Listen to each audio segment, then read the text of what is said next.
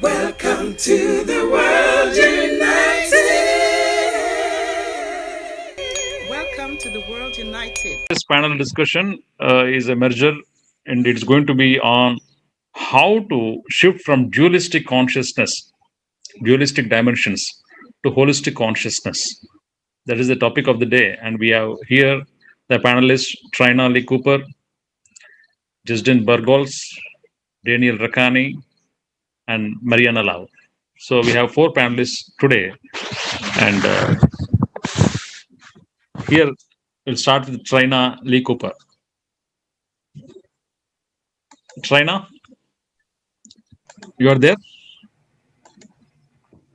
Yeah. Hi. So, Hi. Yeah. So how do we shift from dualistic So here consciousness? I would like to talk a few words about what I would like to talk about these dualistic dimensions. Truth or reality most often is perceptual for common man. Truth and reality is based on one's opinions, one's beliefs, one's ideologies, one's brought up.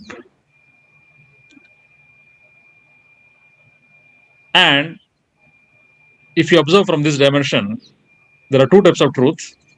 One is the true truth or real truth, or my truth.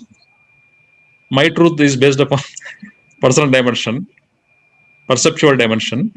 Real truth is when we remove the perceptions and perspectives and move on to the neutral mind, a neutral core, we come to maybe the true truth or real truth.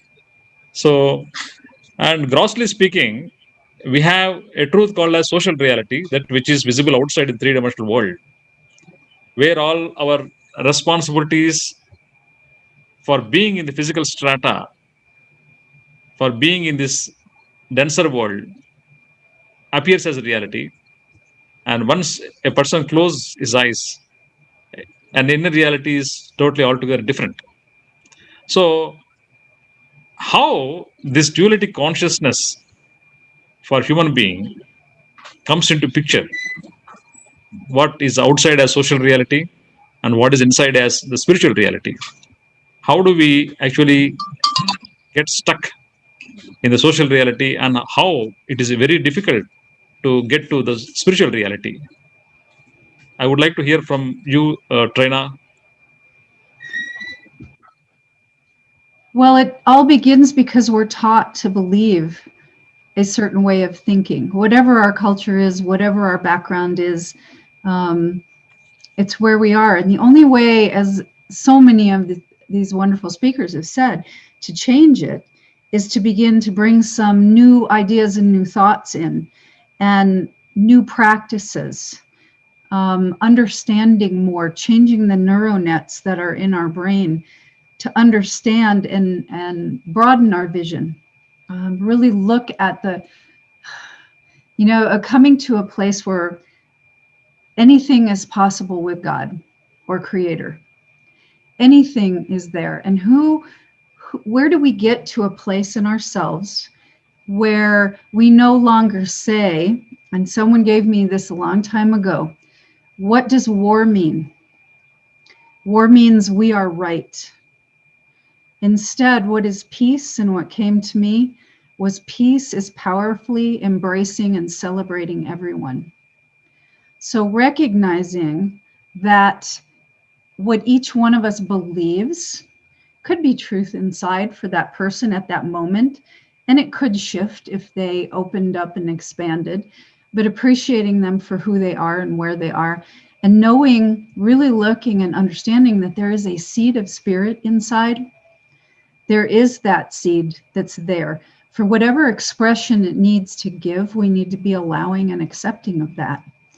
And recognizing that because all of us are unique and different, we each bring in our own perspective or our own way of looking at things. And someone said, to get to the top of the mountain, there could be very many paths, but we're all being drawn back to the same place. We're all being drawn back to spirit. And whichever direction it is, what place is it in me to say this one is correct or that one isn't? It's inside the heart, it's inside the soul that's bringing us back.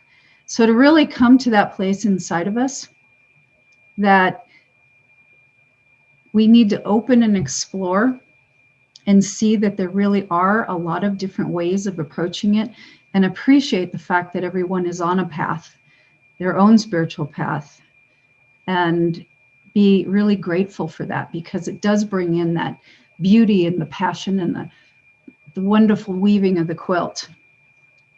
And but in ourselves going inside, just knowing that we're on a journey and that there's so much in that quantum field, there's so much in that field of possibilities. How can we grasp it all? It's like, it's like there's so much to learn. There's just so much to learn and know. So yeah, to get out of that idea that there's only one way or two ways of doing things, and really opening yourself up to receiving everything that there is. Yeah. Thank you, Trina. So, the human consciousness, as you know, is piecemeal in nature. Is broken up into several pieces, bits and pieces, for many people, and maybe spiritual reality is something which emerges with the unification of all these bits and pieces of consciousness. So, Justin, I have a question for you from this perspective, because you are also into Zen and all. This is what I heard from you. So, here is a question for you: how to make these bits and pieces of consciousness into one? How to make several dimensions of psycho-emotional plane can be unified into holistic spiritual consciousness at individual level?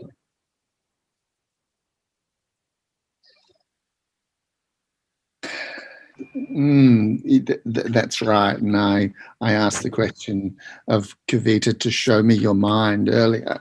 Where is mind? Qualia, those fragments of bits of existence. Again, I go back to those simple things like breath. If I'm able to focus on the breath and that one thing only, it enables the insula to increase in real estate. And in doing that, then I have the ability to connect with my heart. If I'm able to connect with heart, then I'm able to connect to the field, those infinite possibilities that Trina was talking about. I think also that people like Michael Yellowbird, who's doing a lot of research into brain function and looking at how Indigenous communities around the planet have it's the repetition of song and dance.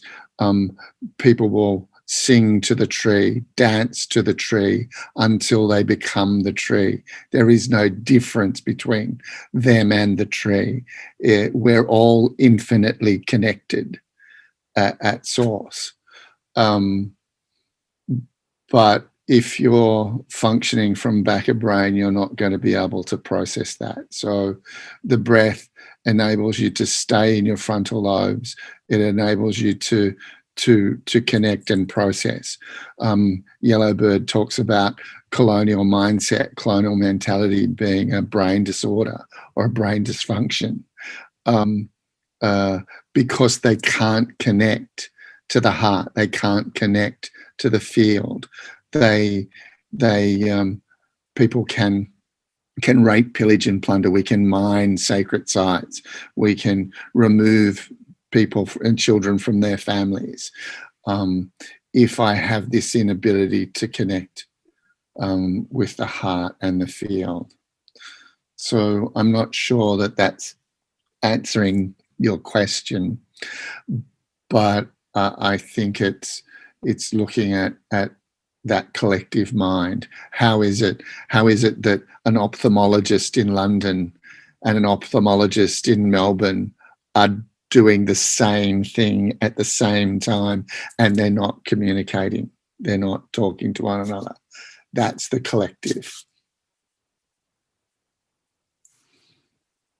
Yes, that's true, Justin. But the reason why, we are called as Homo sapiens. Homo sapiens. Sapiens means one who thinks. Sapient beings are the people who think. Sentients are those who do not think. And even if you draw a line between what is called as mind, you're talking about mind. Where is mind? So I heard that the word mind came from Latin. It has roots in Latin. It has roots in Sanskrit as well. The word mind has in Latin means menios, which means that thinks. And man, you know Hindi well. I think Hindi language very well. Just in man, in Hindi we call man. That means man. English also we call man. What is man? Man, menios, mind. Everything sounds same etymologically, lexicogrammatically. Everything is same. That which makes us think. So that which makes us think actually doesn't unite but separates. So that's what you are saying, right? Thank you very much. So we have Danielraccani, wonderful soul, a shamanic healer, and Daniel, I lovingly call him Dan. So how to actually think and feel the holistic consciousness? Because just now Justin was saying, the mind goes in different direction, the feelings go in a different direction.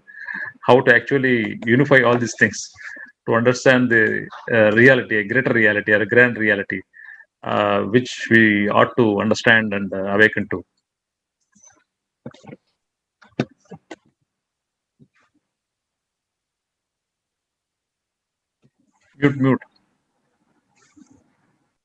Mute. Daniel. Sorry. Yeah. It's about bringing into harmony all the polarities in ourselves and how we see ourselves. As mentioned earlier, this cultural conditioning, we form this false sense of identity, who we are. And then that interacts outward to the collective consciousness and this thing we called web of life. That gets mirrored back, and we have this false self of ourself who then has series of thoughts, emotions that aren't really their true self. So when we're able to do that and bring that polarity back in, we can push out what we really are. And then we have that mind and that emotions back into balance. We talk of this peace, and there is no judgment and attachments to certain things. There's nothing made wrong. It's just as is. And this is the way for us to do this, to come back into polarity. We have to harmonize this egoic self with our true self and understand that this person that looks back at us in the mirror is not who we truly are. It's a concept, and that's how we need to change. We need to look through this heart with our soul light, and that's where this interconnectedness comes in, where we can, like Justin mentioned, communicate with the tree brothers, the animal spirits, the waterways, and know that this Gaia is one living organism that we're all a part of. And mankind's probably the ego of the Gaia, which is pretty funny in itself. Thank you, Daniel. And listening to your story of life, you had a near-death experience. You came from physical paralysis. Though the body can be paralyzed, but the spirit can never be paralyzed. It always soars high. So paralysis is only at a denser level, but a higher level, nothing can really paralyze us. So But this is true. And what happened in that situation was my awareness was pushed out into the quantum field, or whatever you want to call it, where anything, I was at peace with it, even though the dualistic form in ordinary reality was you're paralyzed versus well-being. That didn't matter to me, because up here, everything was going to be okay. And I was at peace with it, and it brought harmony with spirit. And that's how healing happened in the physical, because everything was at peace. Yeah. So to continue the discussion on the same length and wavelength. So herewith I have a question for you, Marianne. Just now Daniel was saying, the trauma, the paralysis of the physical body took him to a quantum leap. So herewith I have a question for you. How adversities of life, how the traumas of life, different traumas, maybe physical trauma, some people have psycho-emotional trauma, some people have even spiritual trauma as well. So how traumas of this life or adversity of life or obstacles of life can actually empower you, can strengthen you, can reinforce you to make you what you ought to become. Certainly, I know in my own experience and also working with so many people that it's through the crisis that many people start to question and wonder how could it improve, what could be better, and it causes a deep exploration internally, and it causes the questioning because we all want to be free of suffering on this planet. We want to know, how can we live here peacefully, happily, in connection and in joy and in wealth and in all the good things? We want to know that. And sometimes, unfortunately, for many, it takes crisis in order to ask those questions and to seek those answers. My hope is that people learn that they can actually find a happier level of living without crisis. And I think that's the benefit of us all coming together, is that we can be that message that you can go for it. You can live even happier. You can live even more connected. It doesn't even have to be mediocre, that we can create that, and we don't have to wait for a planetary crisis or a personal crisis or a family crisis, that we can do the same seeking even in, when we're relatively okay, or, we can just keep evolving anyway. It's painful when people come in crisis to me. I feel deeply compassionate about, helping people get this message before it has to come to that. But if it has to come to that, it does, and people do a lot of growing through crisis. We develop a lot of compassion through crisis. I mean, it's only through experiencing some things can we understand what it is for another to go through it, and that in itself joins us all as one people.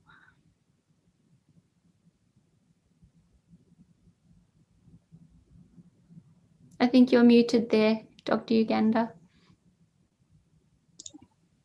Yeah.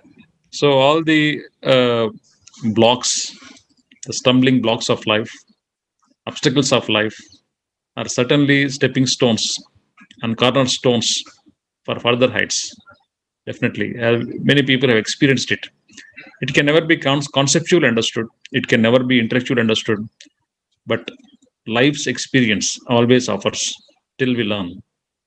If we don't learn, maybe it keeps on giving different types of situations.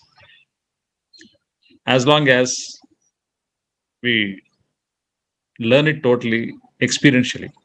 So herewith I have got a question for Trina Lee Cooper.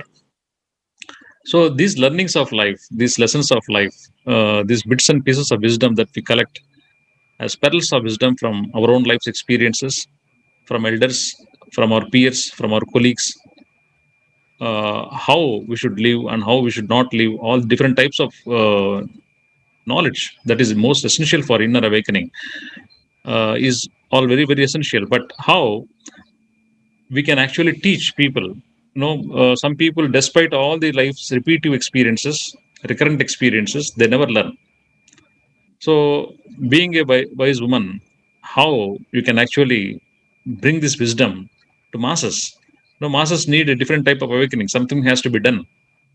Something has to be, some type of something called as efforts has to be initiated.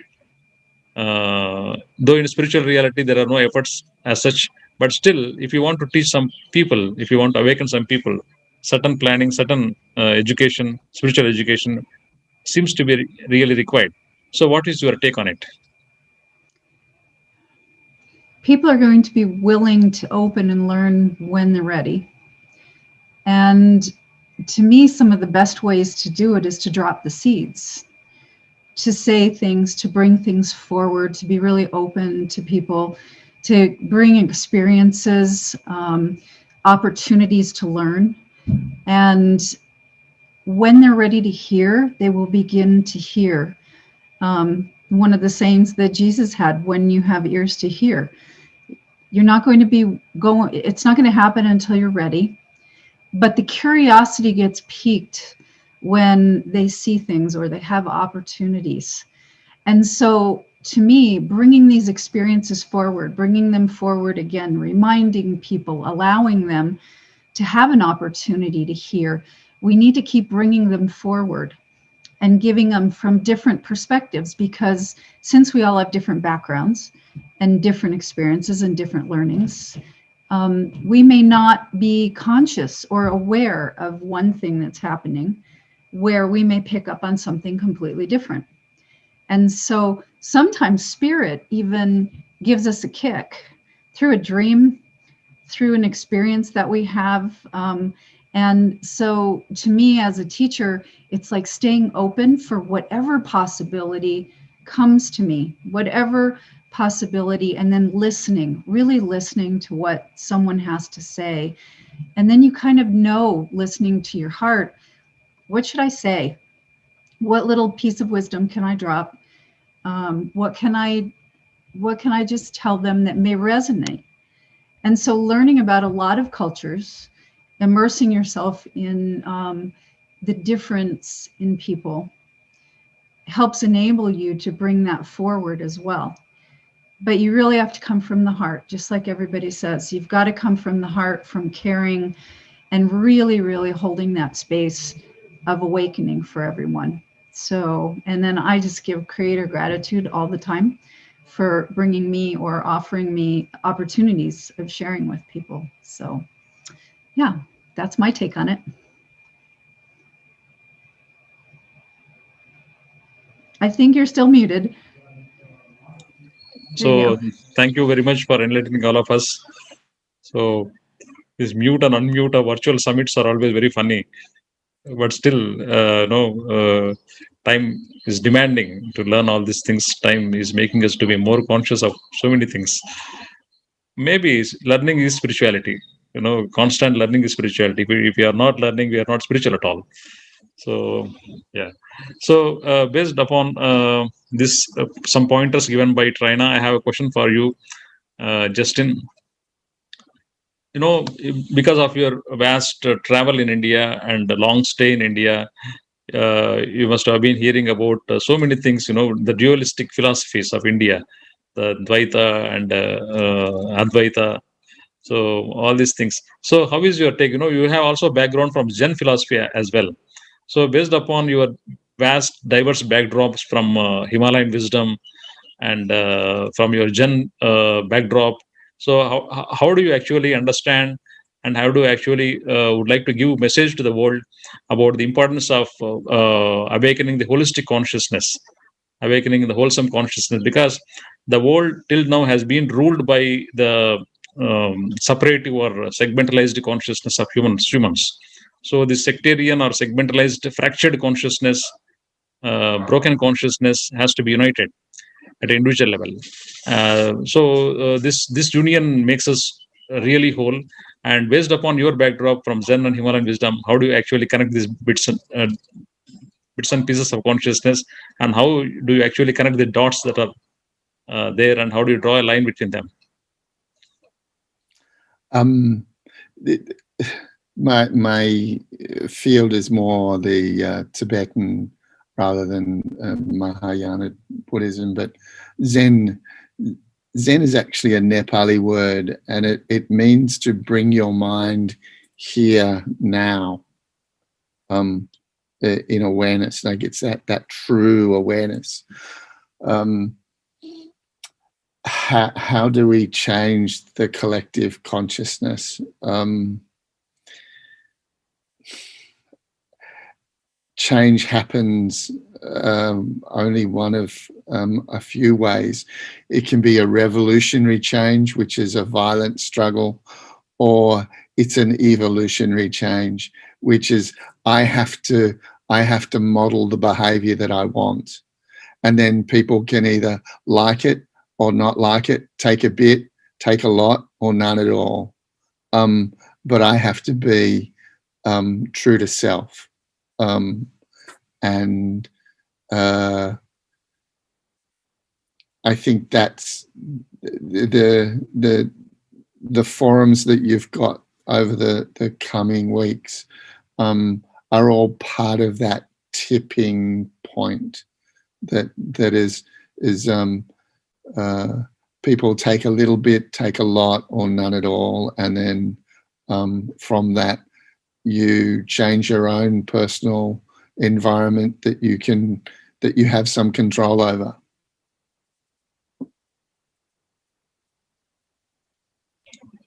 Yeah. Yes, Justin, you have told about the meaning of the word Zen and all. So I also take a pointer from where you started. Little expression more, being an Indian. We keep on, in India, everybody talks about spirituality. You cannot find a single Indian here who do not talk about spirituality. So what is Zen? What is Zen in Nepalese or Japanese is Dhyan in India. Dhyan, the sound same, Dhyan, which means meditation, as you know. So what is Dhyan has been transformed into Arabic as Din. Din means meditation, Zen means meditation, Dhyan, Din, Zen, and Korean, Son, they call it as Son. So Dhyan, in China they call Chan. So what is Chan in Chinese is Zen for Japanese, Dhyan for India, Son for Korea, and Din for Arabic. So it all sounds same, but languages appear to be very, very varied, very much diverse, very much different. But deep down, there is a lot of spiritual meaning in all languages. And actually, if you learn any language, we become spiritual. This is my take on it.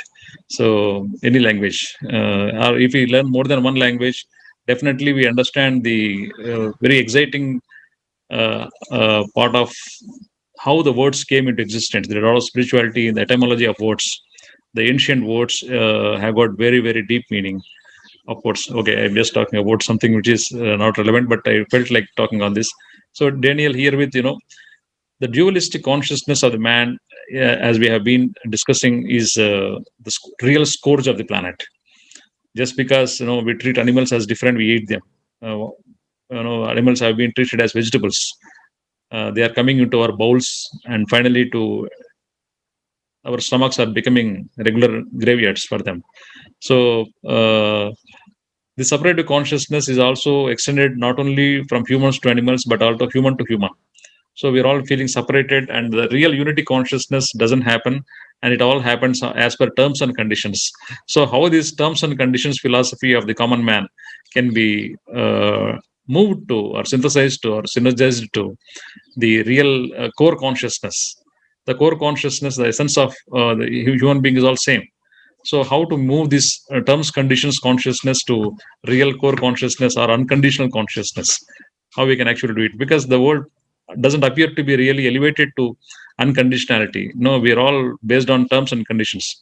So we have got a Latin phrase, qui bono, that means for the benefit of what? So everybody thinks for the benefit of what I should be here, for the benefit of what I should do, for the benefit of what I should think, for the benefit of what I should spend time here. So everybody thinks about some benefit. Benefit is ruling the world. So how to shift from this benefit to benefactory approach? So how to shift this benefit to benediction approach? How to convert this? How to transform this? How to mutate this? I would like to listen to your take on this. It's a really difficult question. It's probably multifaceted in many ways, because it's the majority of our species is unconscious, is not into this. So as Justin mentioned, it's about inspiring change in each and every one of us. So they look to seek what he's got going on because he seems to have it together. We need to shine our light out, so it's like a ripple effect. It's like dropping a pebble into like a lake and watching the ripple go out, and then change comes. But for many, if we're up to get onto our soapbox and preach about, do this spiritual thing, it's so wonderful, most people are going to close down. They're not going to listen. So when we look at the state of the world right now, logically, people must know that there has to be a change. We've come this far and look where we are.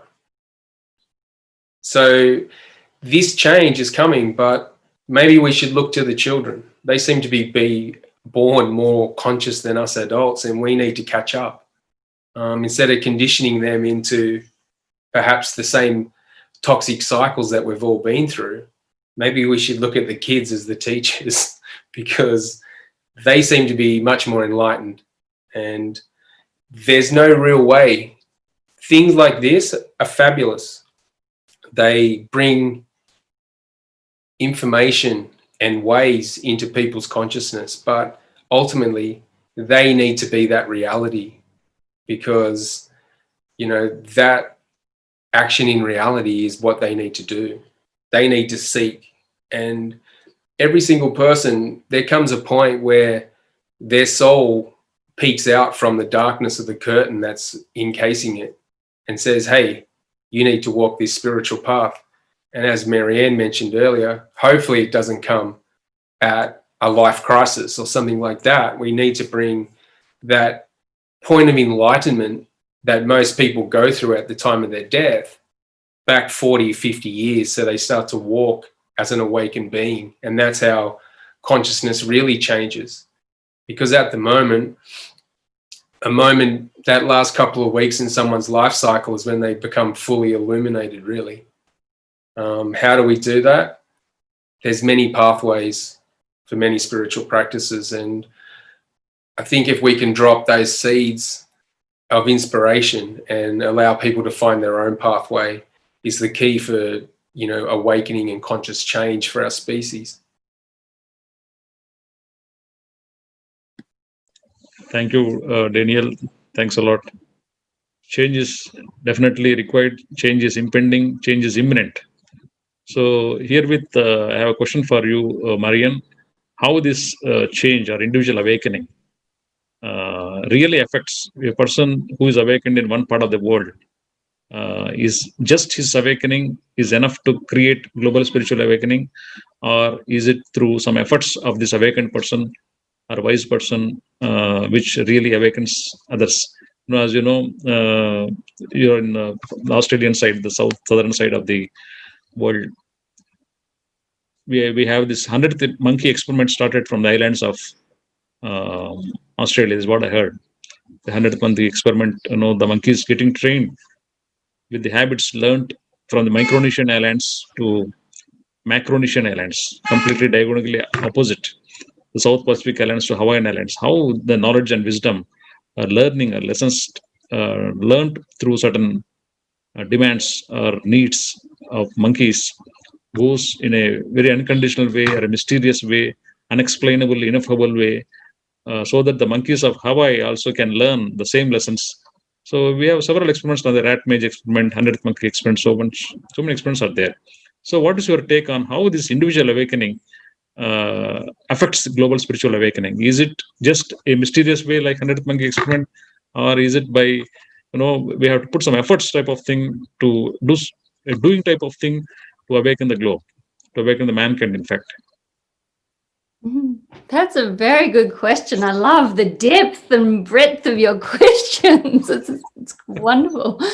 So I feel like I'm a work in progress in being able to respond to this question. But I feel that, you know, everything that Grandmother Parisher has taught me, and what I'm learning in the quantum physics and the sciences is that we're all connected in a oneness. So that if we personally develop, so if I move past my own fears, my own limitations of thinking I'm only 6 senses, and that I learn to explore myself beyond that into all 14 senses, that I am then a broadcaster, and that can be then picked up across the planet. And if we all broadcast, imagine every individual human finds their happiness and clears their fears and clears their programmings that separate us and make us function out of survival, and which then separates us. Imagine if every individual on the planet